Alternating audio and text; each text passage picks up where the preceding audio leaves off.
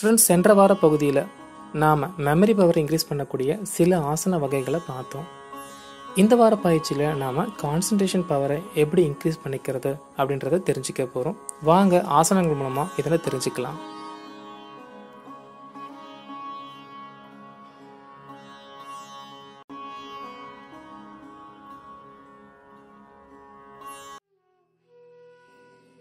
Students, concentration பவரை increase பண்ணக்கூடிய ஆசன வகைகளில் முதலாவதாக வரக்கூடிய ஆசனம் ஒன் லெக் போஸ் என்று அழைக்கக்கூடிய விருக்ஷாசனம். இது ஆங்கிலத்தில் ஸ்டூடெண்ட்ஸ் போஸ் என்று அழைப்பாங்க. என மாணவர்கள் செய்யக்கூடிய ஆசன வகைகளில் முக்கியமான மற்றும் முதலாவதான ஆசனமாக இது அமையுது.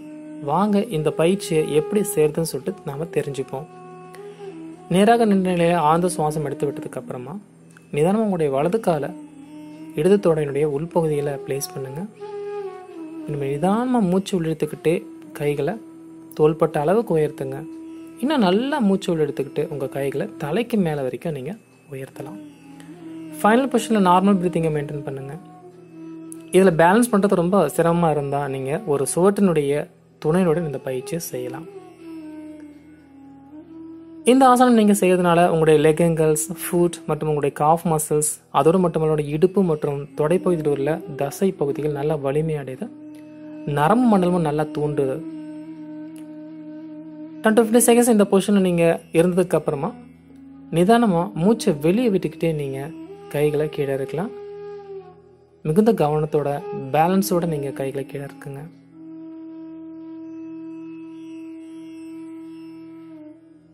பின்பு ஆழ்ந்த சுவாசம் சில நேரம் எடுத்ததுக்கு அப்புறமா இதே பயிற்சியை ஆப்போசிட் சைடும் நீங்கள் கண்டினியூ பண்ணுங்க.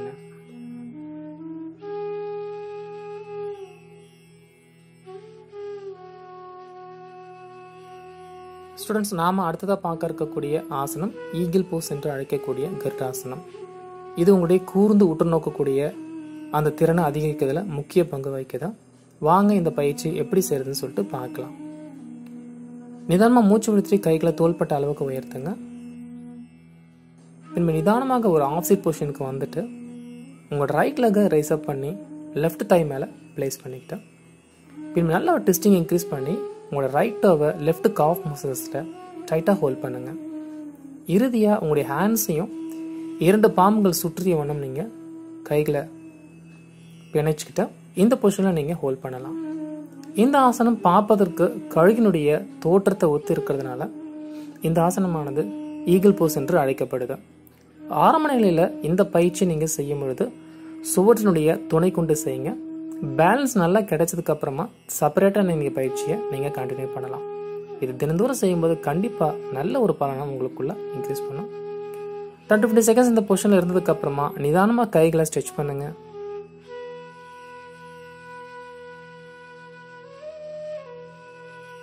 லெக்ஸை ஸ்லோவாக ரிலீஸ் பண்ணுங்க. ஹேண்ட்ஸ் பண்ணி ஆழ்ந்த சுவாசத்தை 2-3 முறை எடுத்து விடுங்க. பின்பு இதே பயிற்சியை ஆப்போசிட் லெக்லையும் ட்ரை பண்ணலாம்.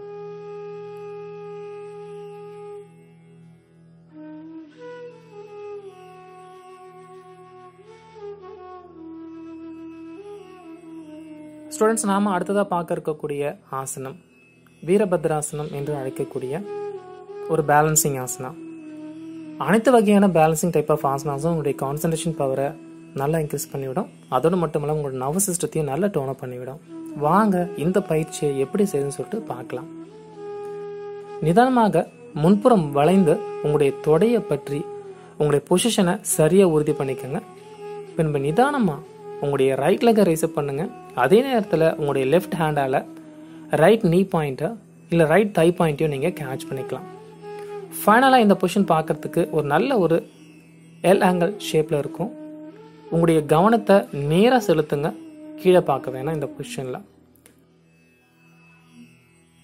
10-15 செகண்ட்ஸ் நீங்கள் இந்த பொசிஷனில் இருந்ததுக்கு அப்புறமா நிதானமாக மூச்சை வெளியே விட்டுக்கிட்டே உங்களுடைய லெக் டவுன் பண்ணுங்க. நிற நிலைக்கு வாங்க. இதே பயிற்சியை ஆப்போசிட் சைடும் ட்ரை பண்ணுங்க. ஸ்டூடெண்ட்ஸ், இந்த பயிற்சியை நீங்கள் நல்லா செய்யும்போது இந்த வேரியேஷன் 2வையும் நீங்கள் பண்ணலாம். அதாவது தொடைய பற்றா வண்ணம் ஹேண்ட்ஸை ஃபுல்லாக ஸ்ட்ரெச் பண்ணி கீழ்முகமாக பார்த்தபடி இந்த பயிற்சி செய்யலாம்.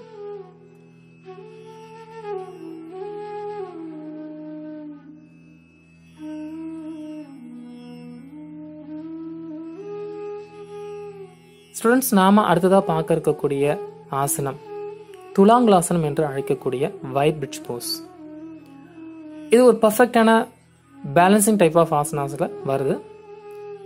அது மட்டும் இல்லாமல் உங்களுடைய கவன சக்தியும் இது குவிக்கிறதுக்கு மிகுந்த உதவி புரியுது.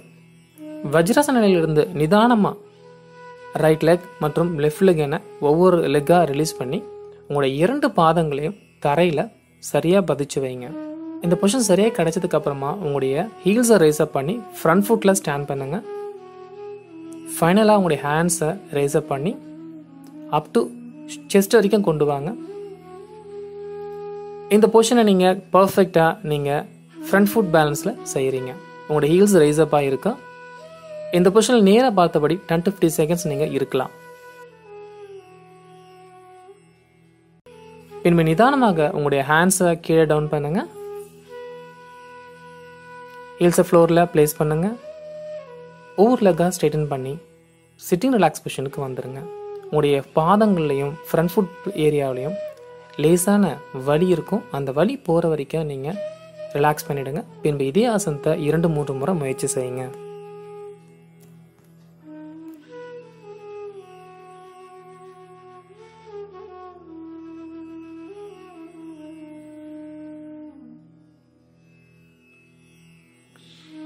ஸ்டூடெண்ட்ஸ், நாம அடுத்ததாக பார்க்க இருக்கக்கூடிய ஆசனம் செயின்ட் கோரக்கர் போஸ் என்று அழைக்கக்கூடிய கோரக்ஷாசனா. நேராக நின்ற நிலையில் ஆழ்ந்த சுவாசத்தை 2-3 முறை எடுத்து விட்டதுக்கு அப்புறமா மூச்சை உள்ளே எடுத்துக்கிட்டே உங்களுக்கு கைகளை உயர்த்திட்டு மூச்சை வெளியே விட்டுக்கிட்டு கால் முட்டியை மடித்து உட்கார்ந்த நிலைக்கு வாங்க. பின்பு நிதானமாக உங்களோட ரிஸ்ட் பாயிண்ட்டை நீ பாயிண்ட் மேலே பிளேஸ் பண்ணி பர்ஃபெக்டாக இந்த பேலன்ஸை மெயின்டைன் பண்ணுங்கள். இந்த நேரத்தில் உங்களோட ஃப்ரண்ட் ஃபுட் மட்டும் தான் ஃப்ளோரில் டச் பண்ணியிருக்கோம். ஹீல் பாயிண்ட் ஒன்று தொட்ட வண்ணம் இருக்கும். இந்த பயிற்சியை நாம் நம்முடைய செஸ்ட் ரீஜனுக்கு முன்னாடி வணக்கம் வைத்தபடியும் பயிற்சி செய்யலாம். அது மட்டும் அல்லாமல் நீங்கள் நிதானமாக உங்கள் கைகளை மேல்புறமாக உயர்த்தி வேரியேஷன் 3யும் ட்ரை பண்ணலாம். ஸோ படிப்படியாக உங்களுடைய பயிற்சியில் பலம் கூட இந்த வேரியேஷன் 1, வேரியேஷன் 2, வேரியேஷன் 3ன்னு பயிற்சி செய்யுங்க. கண்டிப்பாக இந்த ஆசனங்கள் உங்களுடைய மெமரி பவரையும் கான்சன்ட்ரேஷன் பவரையும் நல்லா இன்க்ரீஸ் பண்ணிவிடும். பயிற்சியை தொடர்ச்சியாக செய்யுங்க.